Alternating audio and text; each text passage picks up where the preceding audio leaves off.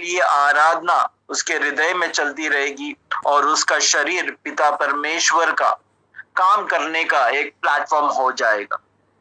ऐसे लोगों के लिए ही है पिता परमेश्वर अभी भी ढूंढ रहा है, ताकि वचन के द्वारा एक हर इंसान को उसका एहसास हो, गलती का एहसास हो और वो लौटे और पिता परमेश्वर के पास यीशु के द्वारा, वचन के द्वारा, पवित्र आत्मा के द्वारा एक हो जाए।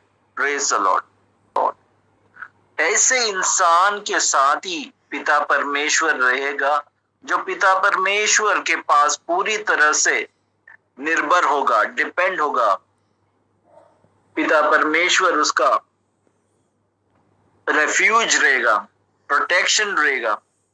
वो सिर्फ बोलने से नहीं होगा, उसका रहन सहन, उसका बोलने का तरीका, उसका जीने का तरीका वो दिखाई देता होगा कि उसके अंदर डर नहीं है, क्योंकि उसके अंदर उसे पता लगा है कि पिता परमेश्वर का आत्मा है और पिता परमेश्वर खुद उसके अंदर है। वचन के सहारे वो जीता है। वचन उसके अंदर कमी नहीं होता। जो वचन जो आत्मा को भोजन देता है वो पेट को भी भोजन देगा, लेकिन पेट के लिए जो भोजन मिलता है वो आत्मा को कभी, आत्मा का भूख कभी नहीं मिटा सकता है। आत्मा के लिए वचन ही भूख मिटा सकता है। ये दुनिया में श्रेष्ठ काम क्या है? ये दुनिया में श्रेष्ठ काम बोलेगा तो सबसे ज्यादा पैसा कमाना, पर पिता परमेश्वर के नजर में श्रेष्ठ काम बोलेगा तो पिता परमेश्वर की इच्छा के हिसाब से चलना, क्योंकि वो इंसान को कभी किसी चीज की कमी नहीं होगी। उसके पास सब चीज नहीं होगा, लेकिन कभी कोई चीज की कमी नहीं होगी, क्योंकि उसका वो निर्भर है पिता परमेश्वर पर। यहाँ पे हम पैसे कमा सकते हैं, लेकिन इटर्नल लाइफ कभी नहीं कमा पाएंगे। इटर्नल लाइफ पिता परमेश्वर से आएगा। अगर हम पूरी दुनिया को यहाँ पे खरीद लेते हैं और अपना जीवन खो देते हैं तो क्या मिलेगा? इसके लिए यीशु ने यही कहा है कि इटर्नल लाइफ के लिए पूरा ध्यान लगाए। दुनिया के चीज हम जीकर भी, मिलकर भी हमें जीवन हमारा नष्ट होगा तो क्या मिलेगा? ये जीवन पाने के लिए हम ये पैसे देके तो हमें जीवन नहीं मिल सकता। तो सबसे श्रेष्ठ काम है पिता का कार्य करना। पिता का कार्य क्या है, कैसे करना चाहिए हमें? हम सोचते होंगे कि हम वचन बोलते हैं, ट्रांसलेशन करते हैं, थोड़ा पोस्ट कर देते हैं या प्रेयर कर देते हैं तो ये होगा पिता का कार्य। नहीं, ये नहीं है पिता का कार्य। ये तो सब लोग करते हैं।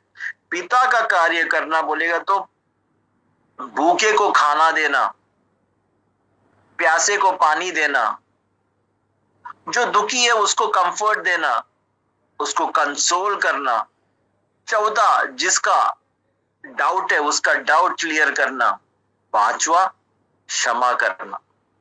ये पांचों चीज में कोई कायदा, कोई कानून पकड़ नहीं सकता, क्योंकि ये प्यार का एक्शन है। ये प्यार में कोई रोक टोक नहीं है। माफ करना ये एटीट्यूड या ये काम सबसे बड़ा पुण्य का काम है, और जो इंसान ये काम करता है यहाँ के लोग ही, ये दुनिया के लोग ही उसे भगवान मानेंगे।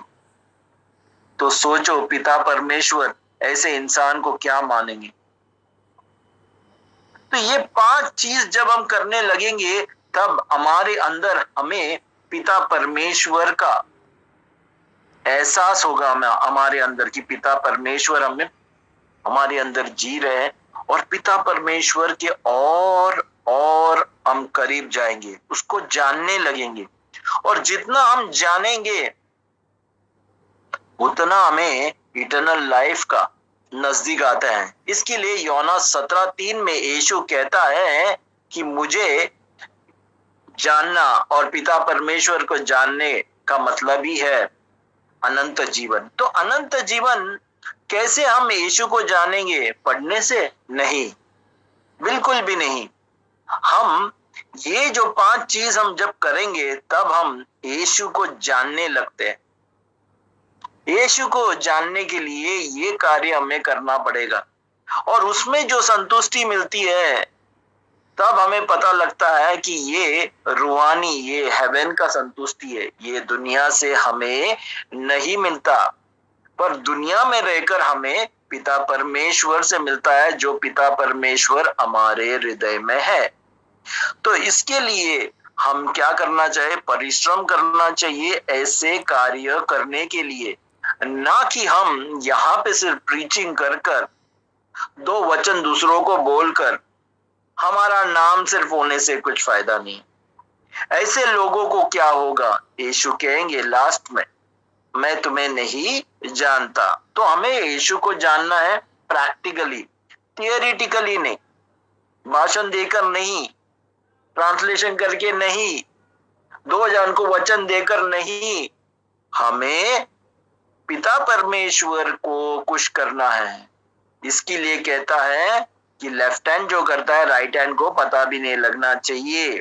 तो हमारा कार्य जो है इतना सीक्रेटफुली होना चाहिए कि पिता परमेश्वर जो देखता है वो स्वर्ग में बोलता है कि देखो मेरा पुत्र वहां पे क्या करता है। जो पुत्र पिता का नाम ये दुनिया में रोशन करता है, वो पिता अपने स्वर्ग पे हमारा नाम रोशन करता है। तो ये कार्य के लिए हमें परिश्रम करना चाहिए कि मेरा पिता को मैं दुखी नहीं, प्रसन्न करता हूं। Praise the Lord. लॉर्ड तो ऐसे इंसान को जो वचन के लिए जीवन देता है, वचन उसका पहला लक्ष्य है, वचन उसके हृदय में आता है, वो पिता परमेश्वर के मार्ग पर चलने लगता है। पर ऐसा वचन बोलने वाला, वचन को पहचानने वाला, वचन के रास्ते पर चलने वाला, ऐसे कम लोग हैं, बहुत ही कम लोग हैं ये दुनिया में।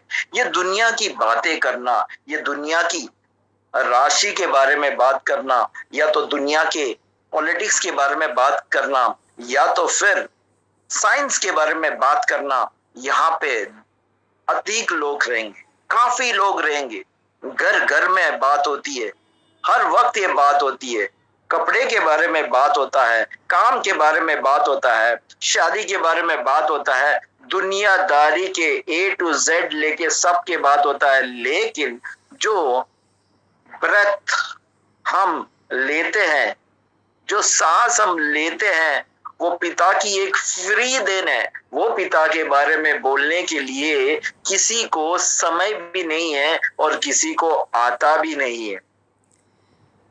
अगर भूल चूक से किसी ने बोल भी दिया और पिता के बारे में जानने की कोशिश भी किया, तो उसे ये दुनिया, उसके अपने, उसके घर के लोग दबोच लेंगे, उसके खिलाफ जाएंगे, यहाँ तक कि उसका शरीर भी उसके खिलाफ जाने लगेगा। उसे इस कदर एहसास कराएगा कि उसने बहुत बड़ा गुनाह किया है, क्योंकि वो दुनिया के विपरीत बोलने लगता है, दुनिया से अलग बोलने लगा है, पिता परमेश्वर के बारे में बोलने लगा है। ये दुनिया उसे बोलने नहीं देगी।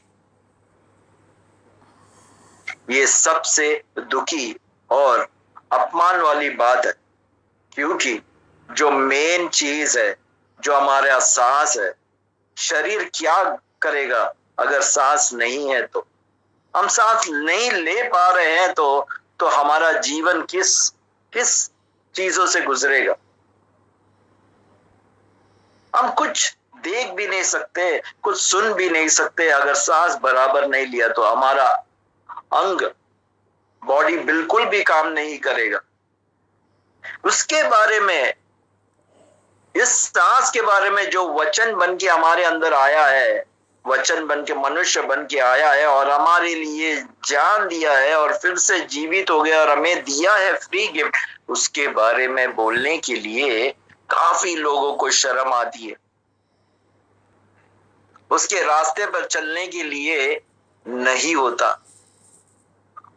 जो चलता है वो अकेला रहता है, उसे सब लोग कोसते हैं, उसका मजाक उड़ाते हैं।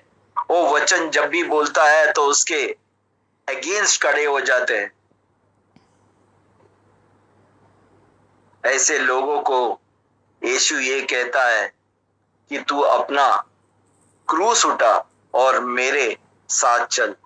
क्योंकि अगर तू दुनियादारी में अपने फैमिली, अपने पैसे, अपने बच्चे, अपने माता पिता और अपनी बिजनेस, किसी भी चीजों को मुझसे ज्यादा प्यार करता है तो तू मेरा शिष्य बनने के लायक नहीं है। लेकिन अगर तूने सोचा है, डिसीजन लिया है मेरे रास्ते पर चलने के लिए, तो अपना क्रूस उठा, पीछे मुड़ के मत देख, मेरे साथ हो ले।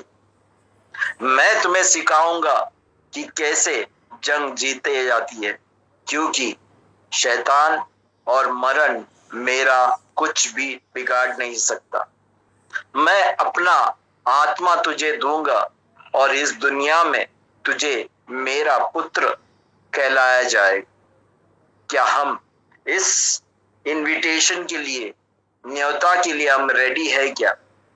क्या हम बार बार पीछे मुड़कर देखते हैं क्या? क्या हम इस पैसे वाले दुनिया में जो ऊपर नीचे होता है उसके रास्ते पर चलते हैं क्या? क्या हम इंश्योरेंस और मेडिक्लेम के पीछे भागते हैं क्या? हम दूसरों को वचन भी बोलते हैं और बाद में इंश्योरेंस की भी बात करते हैं, तो कैसा चलेगा? कहां गया तुम्हारा विश्वास? क्या हम जो आगे थे पीछे होने जा रहे हैं? सोचो, जो हम वचन में आगे निकले थे, आज हम किस वचन पे हम चल रहे हैं? दुनिया के वचन पर या पिता परमेश्वर के पुत्र यीशु के वचन पर हम चलते हैं? अगर यीशु नहीं है हमारे जीवन में, हम कुछ भी नहीं कर सकते। हम एक प्रार्थना वाला नहीं, हम वचन में जीने वाले इंसान बनना चाहिए। Praise the Lord.